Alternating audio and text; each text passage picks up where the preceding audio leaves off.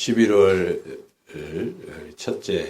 월요일 첫째 날 새벽 기도에 하나님께서 우리에게 주시는 말씀은 우리가 읽은 대로 마태복음 25장 14절부터 30절까지 말씀입니다. 이 말씀은 여러분들이 많이 들었던 그런 말씀이죠. 달란트 비유의 그러한 말씀입니다. 이 말씀을 우리 예수님께서 하시는 그 배경부터 우리가 먼저 이해를 해야 되는데요.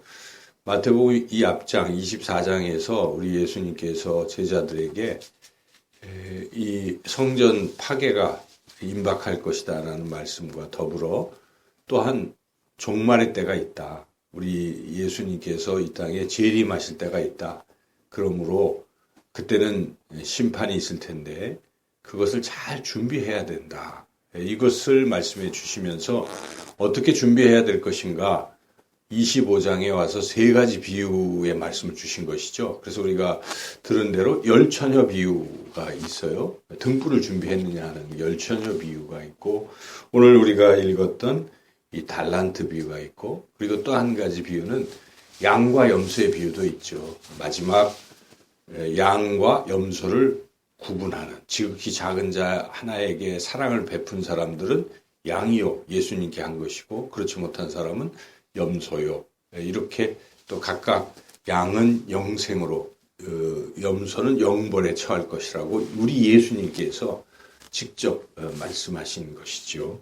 그리고 오늘 읽었던 이 달란트 비유의 말씀은 우리가 읽은 대로 잘 아는 것입니다. 주인이 각자에게 재능에 따라서 달란트, 5달란트, 2달란트, 1달란트를 맡기고 오랜 후에 다시 돌아와서 이 결산을 하셨다는 것이죠. 그래서 결산했을 때 이익을 남긴 사람들 5달란트를 5달란트 갑절로 또 2달란트를 2달란트로 그러니까 4달란트로 갑절로 남긴 사람들에게는 상급을 주시고 착하고 충성된 종아 내가 이제부터 내 잔치의 즐거움에 참여할 것이다. 그리고 앞으로 내가 너에게 더 많은 일을 맡길 것이다. 이렇게 칭찬하셨죠. 그러나 1달란트 맡은 자가 그냥 그것을 땅속에 깊이 파묻고 있는 그것만 하나님 앞 그 주인에게 냈을 때 악하고 게으른 종아 또한 무익한 종아 아무 쓸데가 없는 종아 하고 바깥으로 쫓겨나서 이를 갈며 슬피 울게 되고 있는 1달란트도 10달란트 가진 자에게 주게 되고 빼앗기게 되는 그러한 심판을 받게 된다라는 것이 오늘 우리 예수님께서 우리에게 하신 귀한 말씀입니다. 이 달란트 비유를 통해서 우리가 여러 가지 교훈을 얻을 수 있는데 첫째는 달란트는 여기 이제 재능, 뭐 은사 이런 거 말하는 건데요.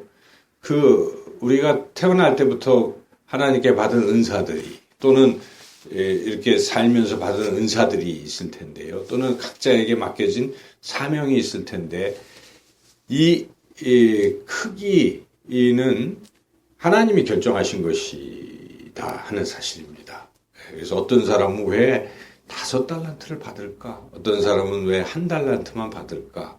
이런 것에 대해서 뭐 너무 자만해서도 안 되고 또 불평을 가져서도 안 된다는 사실이죠.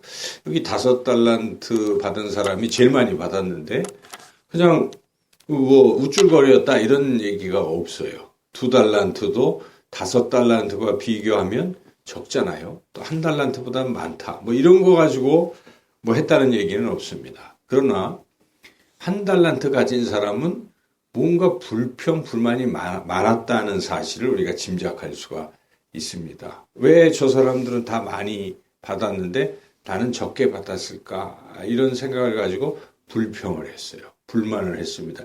이것 때문에 이제 문제가 생긴 것입니다. 오늘 본문에 그 1달란트 받은 사람의 불평이 무엇인지를 우리가 한번 확인을 해 본다면 24절이죠. 24절이 와가지고 하는 얘기죠. 1달란트 받은 사람이 24절 같이 한번 읽어보겠습니다. 24절, 25절 1달란트 받았던 자는 와서 이르되 주인이여 당신은 굳은 사람이라 심지 않은 데서 거두고 해치지 않은 데서 모으는 줄을 내가 알았으므로 두려워하여 나가서 당신의 달란트를 땅에 감추어 두었나이다.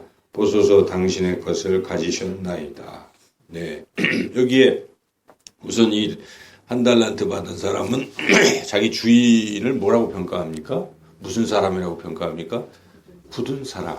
굳은 사람은 마음이 딱딱하고 인정머리 없는 사람, 뭐 이런 사람입니다. 원래 뜻이. 그러니까 주인을 평하기를 아주 냉정하고 인정머리도 없고 그런 사람이다. 이렇게 지금 대놓고 주인한테 이야기를 하고 있다는 사실이죠. 그리고 주인은 불공평한 사람이다. 뭐 자기 마음대로 하는 사람이다. 이런 또 평가를 하는 것입니다.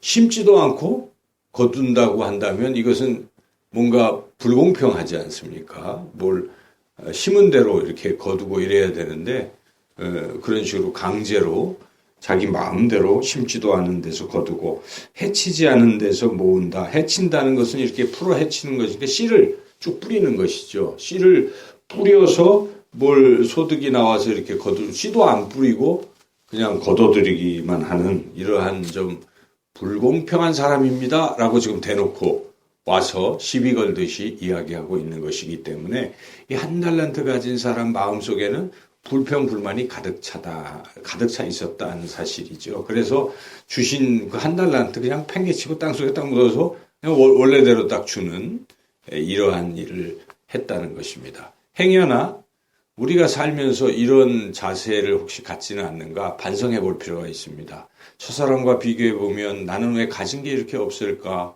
나는 왜 아무런 재능도 없을까? 머리도 나쁠까? 뭐 집안도 안 좋고 뭐 이런 식으로만 생각하고 그냥 세상에 대한 어떤 불평, 온통 불만, 또 심지어 하나님에 대한 불만, 왜 나는 건강도 없고 뭐 이 등등 이런 불평을 가지고 살아갈 수도 있잖아요. 그런데 그래서는 안 되는 것입니다. 우리 송명희 시인 말처럼 나 가진 것 없지만 남이 가진 것 내게 있네. 뭐 이런 그렇죠? 그런 마음을 가지고 하나님이 내게 주신 이 한 달란트도 이것은 하나님이 주신 것 아니겠습니까? 안 주신 것이 아니라 주셨다는 사실.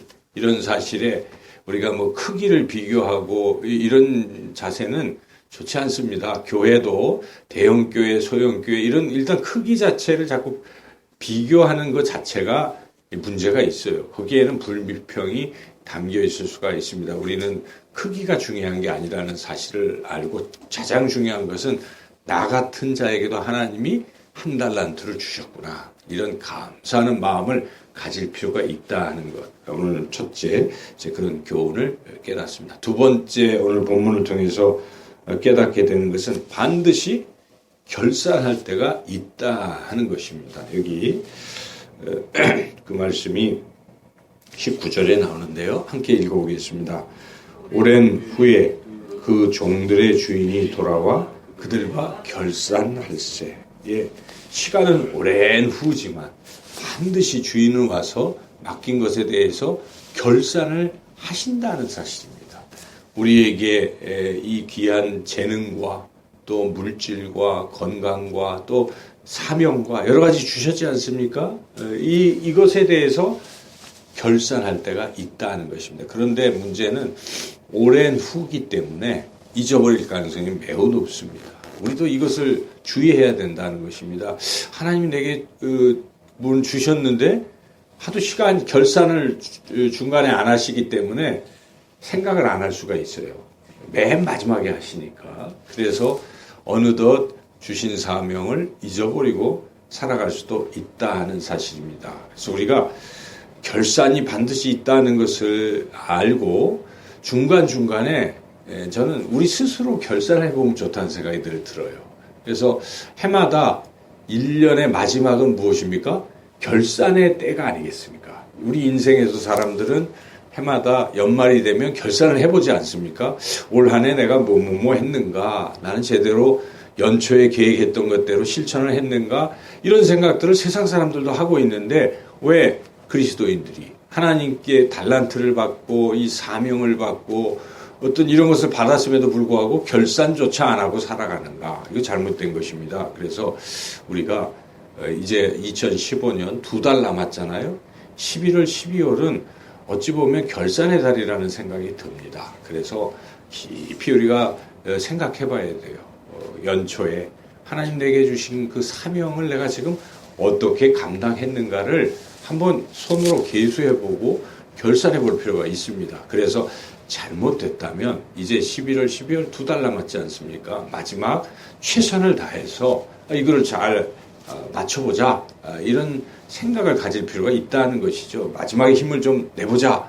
이렇게 살아가는 사람들은 그 1년, 1년이 쌓여서 마지막에 우리가 하나님 앞에 결산할 때 그래도 뭔가 한 것이 있는 것이죠. 그러나 이런 결산조차 안 하고 마지막 덜컥 결산할 때 너 내가 준 그거 어디 갔어? 했을 때 그냥 여기 있어요.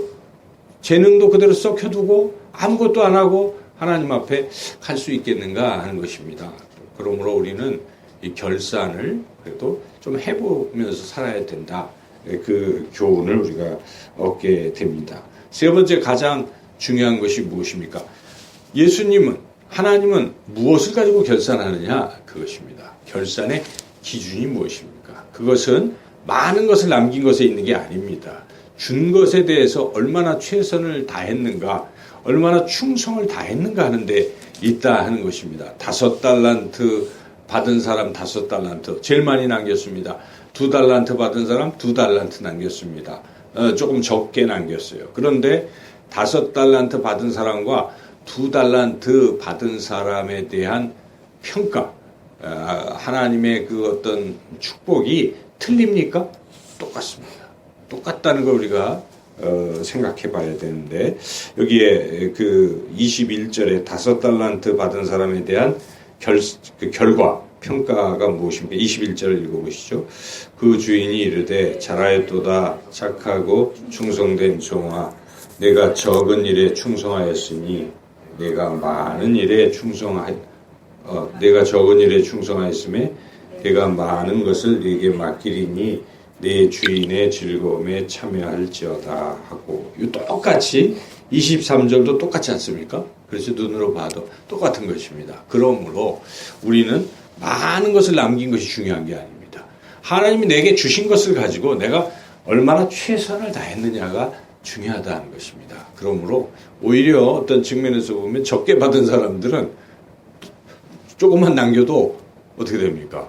많이 남긴 거예요. 그래서 교회적으로 본다면 우리 영상교회가 요 정도 하나님 주셨다. 그러면 이걸 가지고 우리가 1년 후에 어떻게 됐는가, 이렇게 보는 거예요. 그리고 또 그때 내년도에는 그 기준으로 우리가 성도 수로 본다면 50명이다 이렇게 생각했을 때 우리가 열심히 전도해서 100명이 됐다, 배가 전도가 됐다 그러면 놀라운 일인 것이죠. 그렇죠?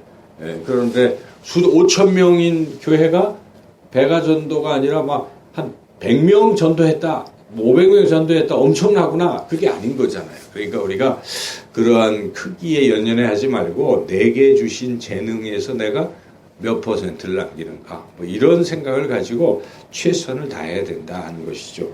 그런데 여기에 최선을 다하지 않은 사람, 있는 그대로 본전만 했던 1달란트에 대해서 어떤 평가가 주어집니까? 그것은 아까 말씀드린 대로 그것도 빼앗기고, 또 특별히 여기에 이게 30절 말씀이 굉장히 의미심장한데요. 30절 말씀 같이 한번 읽어보겠습니다. 이 무익한 종을 바깥 어두운 데로 내쫓으라. 거기서 슬피 울며 이를 갈리라 하니라. 하나님 잔치 자리에서 어떻게 됩니까? 배제되는 것입니다. 천국에서 배제된다는 것입니다. 이것은 구원과도 연결이 되어 있는 것입니다. 단지 상급의 문제가 아니라 구원에서도 배제될 수 있다. 그러나 열심히 충성한 사람들에게는 구원뿐만 아니라 더 큰 것도 있다. 여기에 두 가지잖아요. 잔치에 참여하는 것은 구원입니다. 똑같이 잔치에 참여하고, 그리고 더 많은 것을 맡긴다 하는 것은 그 상급이라고 볼 수가 있지 않겠어요? 그래서 이렇게 분명히 우리가 주신 재능에 대해서, 사명에 대해서 어떻게 했느냐에 따라서 결과가 달라질 수 있다는 것을 잊어서는 안 된다는 것입니다. 제가 보면서 우리가 구원과 상급의 문제를 어떻게 생각해야 될 것인가, 그냥 똑같은 것인가, 그렇지 않다는 것입니다. 분명히 성경은 어제도 우리가 그 헌신 예배 말씀을 통해서 벌거벗은 구원도 있고 또 그렇지 않은 것도 있잖아요. 쌓은 공적에 따라서 그냥 다 타버리는 사람, 나무나 풀이나 뭐 이렇게 뭘 쌓았는데 나중에 불로 태워보니까 아무것도 안 남는 사람은 불 가운데에서 구원은 받을 것이다. 벌거벗은 구원은 있지만 아무것도 주어지지 않는다 하는 사실이죠. 그래서 성경은 분명하게 영원한 생명, 생명의 면류관 등등 이 상급의 부분이 있다는 사실이에요. 그래서 이런 것들을 잘 기억할 필요가 있고 어쨌든 심은 대로 거두는 것이다 하는 생각도 지워서는 안 됩니다. 은혜로 하나님의 은혜로 우리가 구원받는 것이지만 그래도 열심히 최선을 다해서 한 사람들에게는 하나님께서 더 특별한 플러스의 알파 상급을 주신다는 사실을 우리가 잊지 마시고 열심히 주어진 사명을 잘 감당하시는 11월 한 달이 되시기를 주님의 이름으로 축원합니다.